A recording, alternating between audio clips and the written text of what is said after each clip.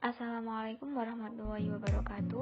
Kami dari kelompok 6 yang beranggotakan Hadisah Fitra Al-Faira, Zulfikar Firmansyah, dan Kamilatul Qonitah. Al-Hadisu Awal. Hadis pertama, niat dan ikhlas.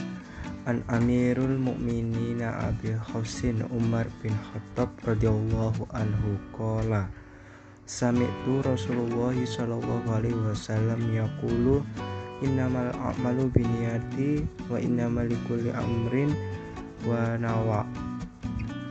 Faman kanat hijratuhu ilallahi wa rasulihi fa hijratuhu ilallahi wa rasulihi. Wa man kanat hijratuhu lidunya yusibuha aw amra'atin yanqihuha fa hijratuhu ila ma hajara ilahi. Arti hadis dari Amirul Mukminin Abi Hafs Umar bin Al-Khattab radhiyallahu anhu.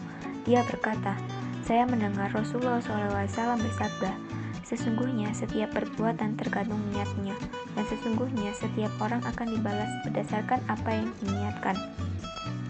Siapa yang hijrahnya karena ingin mendapatkan keridhaan Allah dan Rasulnya, maka hijrahnya kepada keridhaan Allah dan Rasulnya.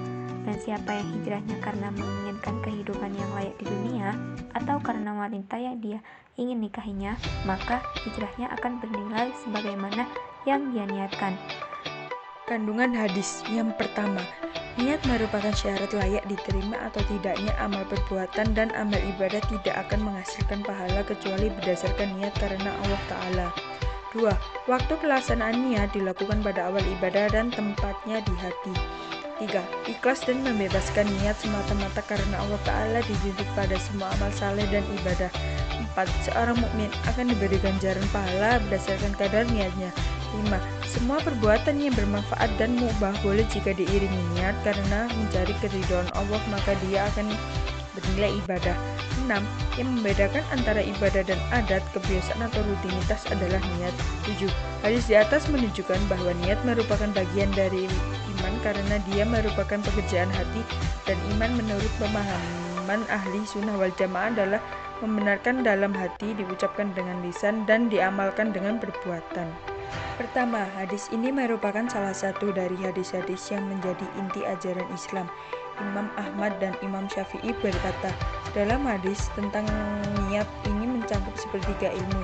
Sebabnya adalah bahwa perbuatan hamba terdiri dari perbuatan hati, lisan, dan anggota badan.